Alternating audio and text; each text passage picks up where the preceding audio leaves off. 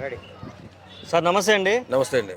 అందరూ ప్రజలు కూటమి కావాలి కూటమి కావాలని గెలిపించుకున్నారు. తీరా చూస్తే పథకాలు ఏదైతే చెప్పి అధికారంలోకి వచ్చారో ఇప్పుడు వాటికి పంగనామం పెట్టే పరిస్థితి ఆంధ్రప్రదేశ్లో కనబడుతుంది. ఏమంటారు దీని మీద? అంటే జగన్ చేసిన పని ఏంటంటే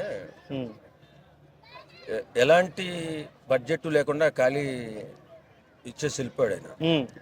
ఇప్పుడు విధ్వంసం అయిపోయినటువంటి ఆ రాష్ట్రాన్ని ఒక లెవెల్లో పెట్టాలంటే కొన్ని నెలల్లో ఈ సంక్షేమ పథకాలు ఆపాలి వస్తుంది. ఆపకపోతే అది పూడ్చలేరు. ఇప్పుడు వాళ్ళు చేస్తున్న పని అంటే ఫస్ట్ రవాణా వ్యవస్థను మెరుగుపరచడం, ఏది ఈ ఫ్యాక్టరీలు ఐటీ కంపెనీలు తీసుకురావడం, ఈ ప్రయత్నంలో ఉన్నారు. వాస్తవంగా బడ్జెట్ లేదు.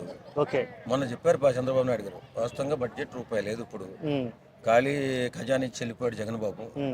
ఇప్పుడు దాన్ని అంతా పూడ్చుకుని మెల్లిగా ప్రవేశపెడతాం, తొందరలోనే ప్రవేశపెడతాం అని చెప్తున్నారు. ఓకే, ఎంత సీనియారిటీ ఉన్న చంద్రబాబు నాయుడు గారికి బడ్జెట్ లేదు అనే విషయం తెలిసే కదా పథకాలు ఇచ్చారు. మరి వాటిని అధిగమించి ఇస్తారు, ఖచ్చితంగా చేస్తాడు. చేయకపోతే పవన్ కళ్యాణ్ ఊరుకూడదా? పవన్ కళ్యాణ్ అనే ఆయన ఊరుకోడు కదా. మనం ఇచ్చిన హామీ నెరవేర్చకపోతే పవన్ కళ్యాణ్ అనేవాడు ముందుకే రాడు.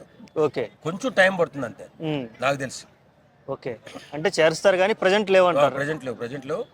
నెక్స్ట్ ఇయర్ నుంచి ఇంప్లిమెంటేషన్ అవుతుందేమో అని ఆశిస్తున్నాం. ఓకే, ఎలా ఉంది సార్ అమరావతి నిర్మాణం? ముందుకెళ్ళిద్దా? పోలవరం పూర్తయిద్దా? అసలు ఈసారి అన్న ఏమనుకుంటున్నారు మీరు? ఖచ్చితంగా పూర్తవుతుంది. పూర్తవకపోతే చంద్రబాబు నాయుడు లాస్ట్ ఎన్నికలు అయ్యాయి. అంటే ఇప్పటికే ప్రజల మనోభావాలతో ఆడుకుంటున్నారు. అది పూర్తి చేస్తాం, ఇది పూర్తి చేస్తాం అని.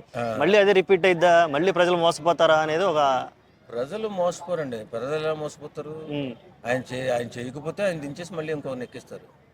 ఈసారి మాత్రం సరే, ఇప్పుడు ఉన్న ఆప్షన్ అయితే అదే, ఈయన కాకపోతే ఆయన కాకపోతే ఆయన. కానీ జరగాల్సినవి కావాలి కదా. జరగాలి కదా.